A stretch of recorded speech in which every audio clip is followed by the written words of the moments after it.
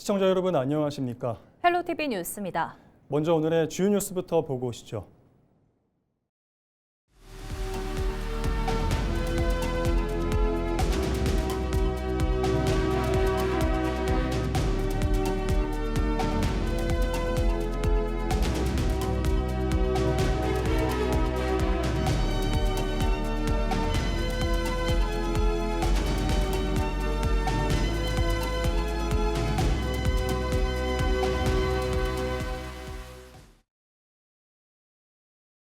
충남 방송에서는 6.3 지방선거에 출마할 후보를 소개해드리고 있습니다. 이번 시간에는 홍성군수 선거에 나선 국민의힘 박정주 후보를 만나봅니다. 홍성이 매우 어렵습니다. 경제는 침체되어 있고 서비스업이 70%가 넘는 산업의 구조적인 문제로 발전이 쉽지 않은 지역입니다. 도청 수보도시임에도 퇴보인로에 있는 고향이 걱정스러웠습니다.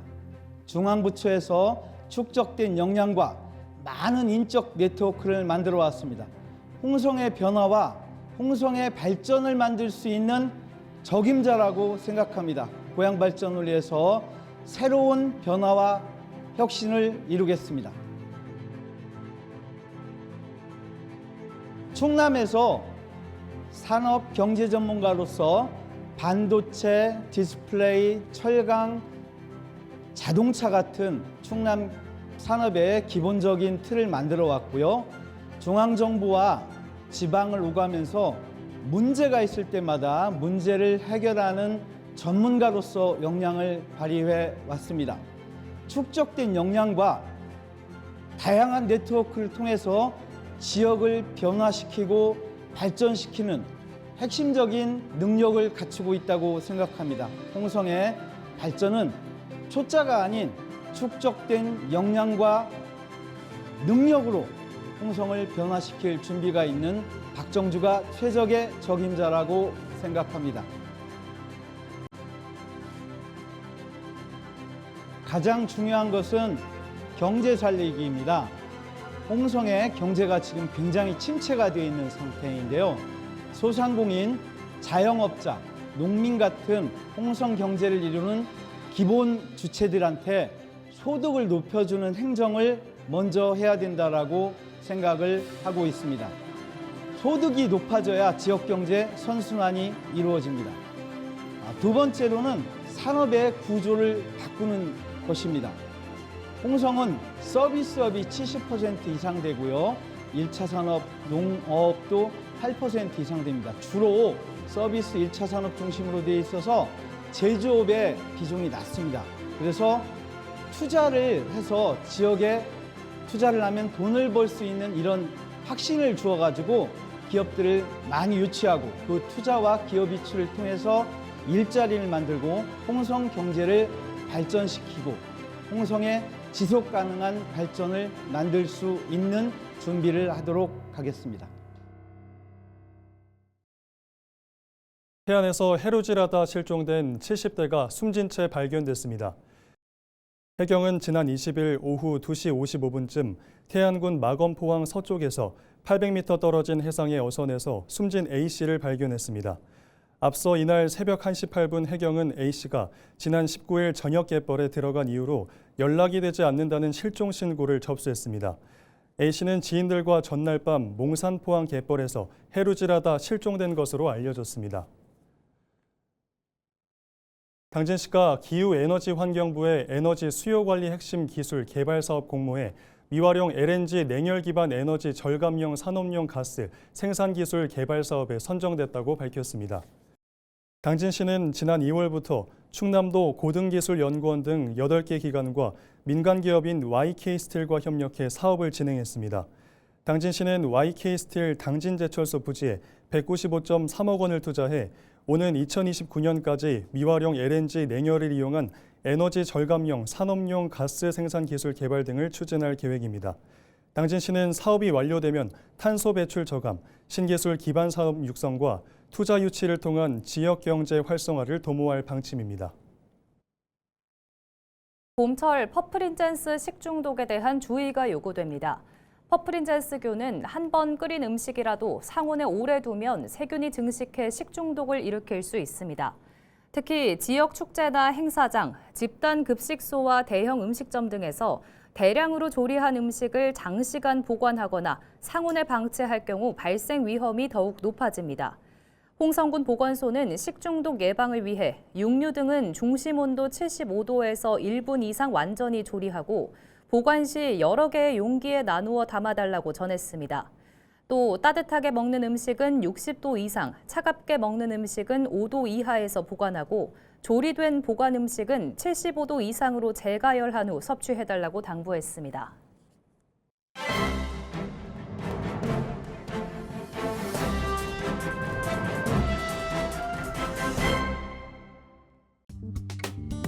충청투데이 기사입니다. 계룡의 한 고등학교 교장실에서 이 학교의 고3 학생 A군이 교사 B씨를 흉기로 찌른 사건이 발생했습니다.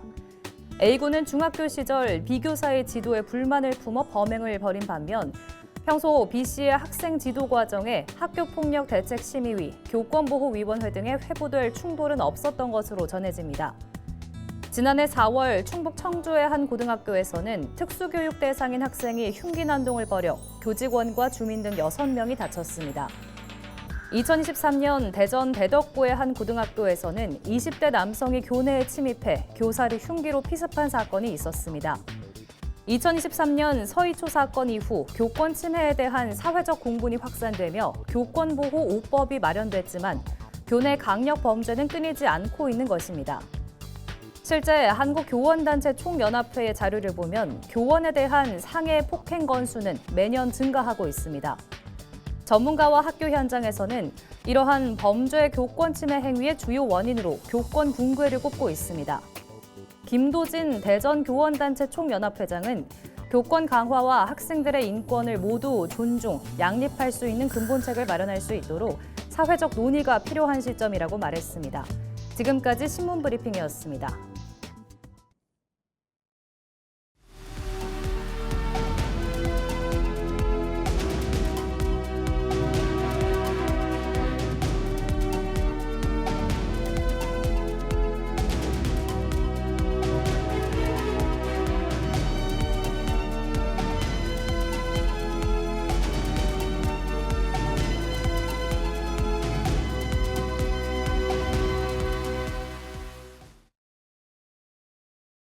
충남도가 중동 사태 장기화에 대응하기 위해 8,192억 5천만 원을 투입합니다. 충남도는 농업용 면세유 인상분의 20%를 추가 지원해 어업용 면세유 수준인 70%까지 보전하고 사료 구매 자금 융자 규모를 800억 원까지 확대할 방침입니다. 또 의료 현장의 주사기 등 핵심 소모품을 도가 직접 구매해 지원하고 중동 위기 피해 기업에는 지방세 납부 기한을 최대 1년 연장할 계획이라고 밝혔습니다. 이와 함께 폐비닐 자원화 사업을 전 시군으로 확대해 에너지 자원 확보에 나설 방침입니다. 서산시가 4월 말부터 신청사 부진에 기존 건축물을 해체해 나섭니다. 현재 신청사 부지에 대한 손실 보상은 85%가 진행됐으며 영업권은 100% 협의가 완료된 상태입니다. 부진의 철거 대상 건축물은 모두 25개 동으로 해체가 진행되는 건축물은 보상이 완료된 20개 동입니다. 서산시는 성면이 함유된 건축물 6개 동을 우선 해체하고 손실 보상을 통해 대상 건축물 25개 동을 단계적으로 해체할 예정입니다. 또 소음과 분진의 최소화를 위해 방진망 설치와 살수 작업 등 저감 대책을 추진할 방침입니다. 한편 서산시는 해체가 완료된 일부 부지는 차량 진입이 가능하도록 신청사 착공 전까지 임시 주차 공간으로 제공할 예정입니다. 충남도가 도민의 생명과 재산 보호를 위해 오는 6월 19일까지 재난 취약시설 집중 안전 점검에 나섭니다. 올해 점검 대상은 공사장 등 건축시설과 어린이 이용시설, 교통시설과 다중이용시설 등 모두 1,154곳입니다. 충남도는 시설별 점검 지침을 활용해 점검을 진행하고 유관 점검이 어려울 경우 드론과 열화상 카메라 등 전문 장비를 활용할 계획입니다. 안전점검 결과 경미한 사항은 현장에서 즉시 조치하고 중대결함은 긴급 안전조치 후 후속 조치에 나설 예정입니다.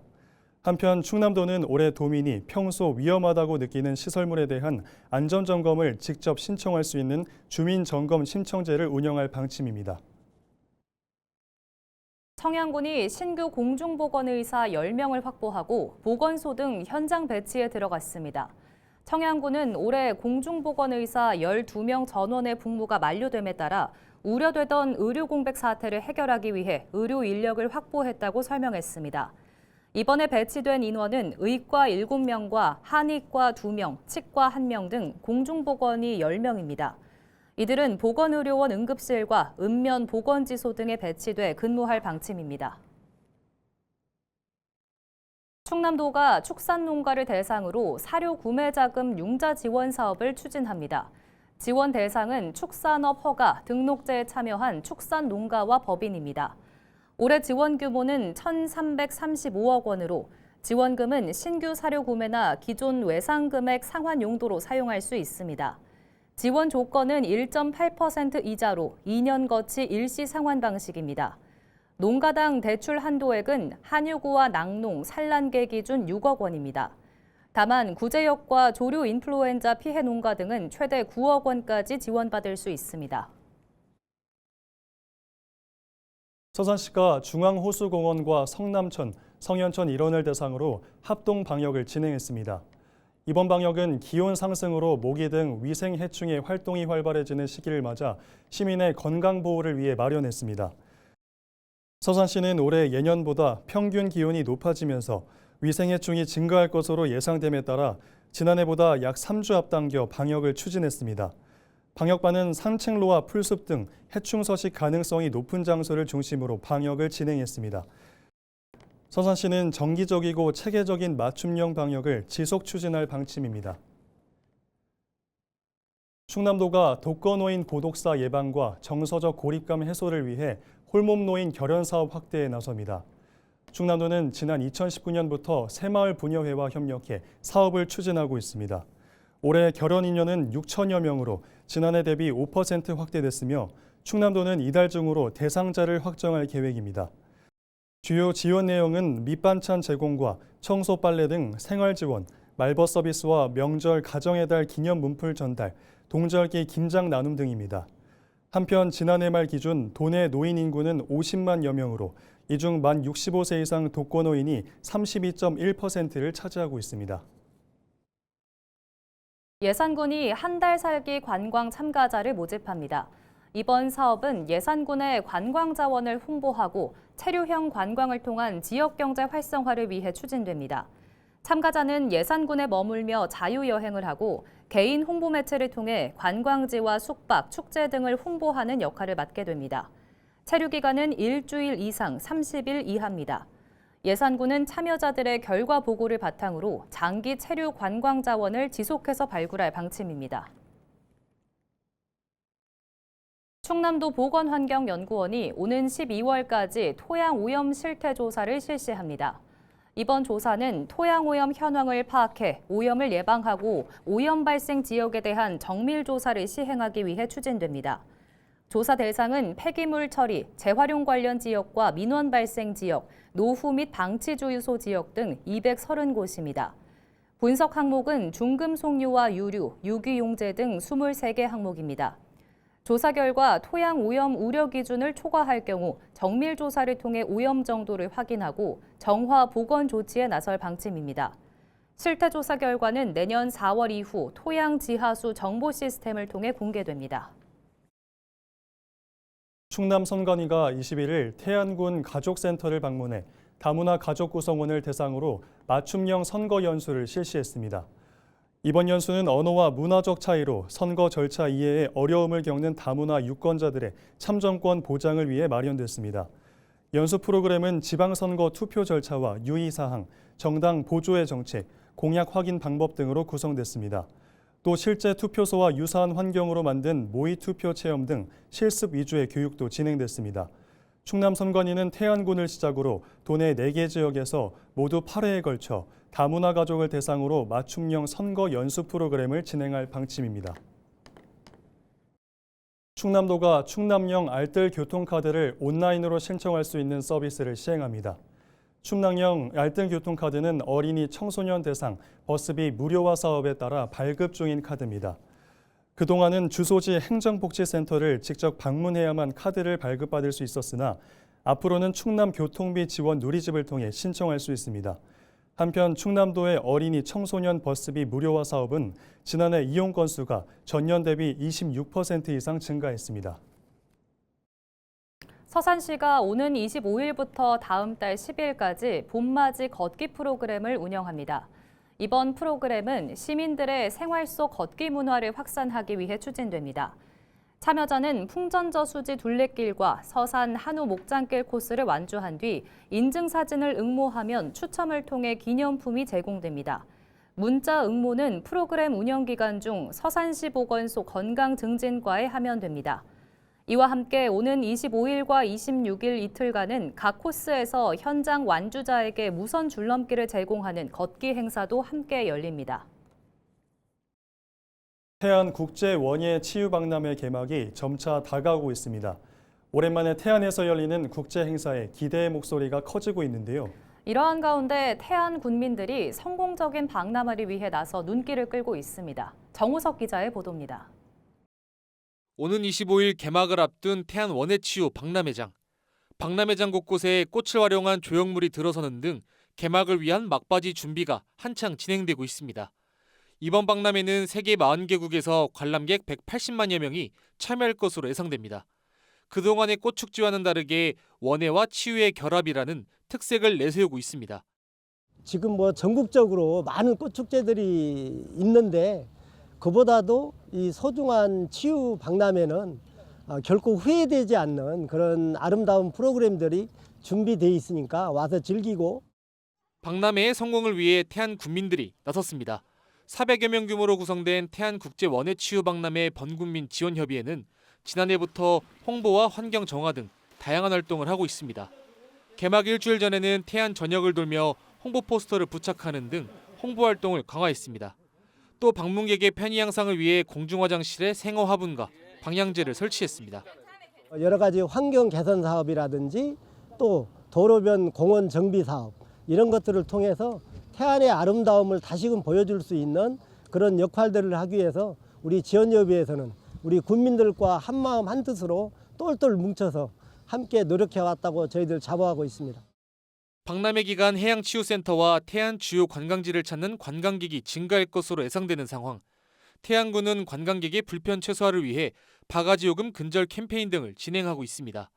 얼마 남지 않은 기간 동안 주변 상가들에 대한 친절, 바가지 요금 근절 이런 것을 집중적으로 추진하여 외부 관광객들이 왔을 때 다시 찾고 싶은 태안을 또 한 번 더 생각할 수 있는 계기를 만들도록 노력하겠습니다.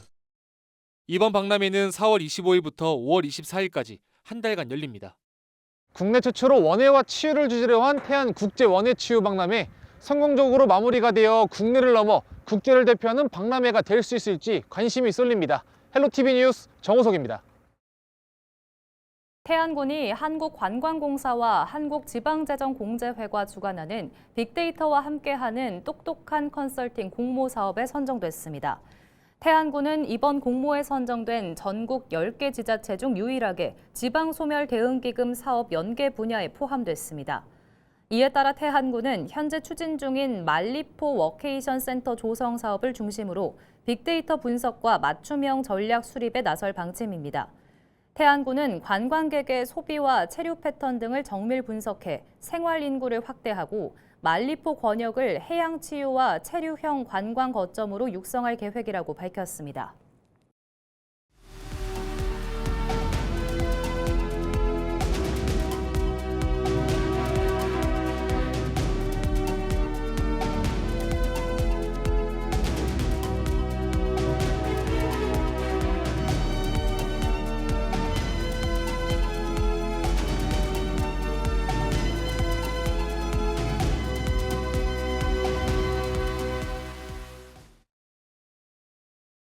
이상으로 뉴스를 마칩니다. 시청해주신 여러분 고맙습니다.